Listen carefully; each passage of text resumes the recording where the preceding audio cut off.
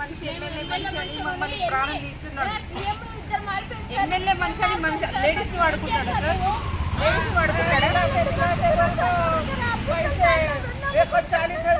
ఈ అమ్మాయిని లేడీస్ అని చెప్పి వాడుకుంటాడు.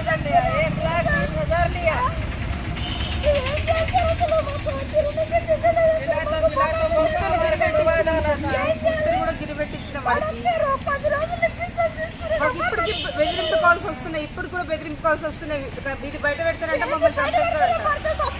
మాకు ఏమైనా వాడే బాధ్యత, మాకు ఏమైనా వాడే బాధ్యత, మాకు ఏదైనా వాడే బాధ్యత సార్. వాడిని అరెస్ట్ చేయాలి మాకు.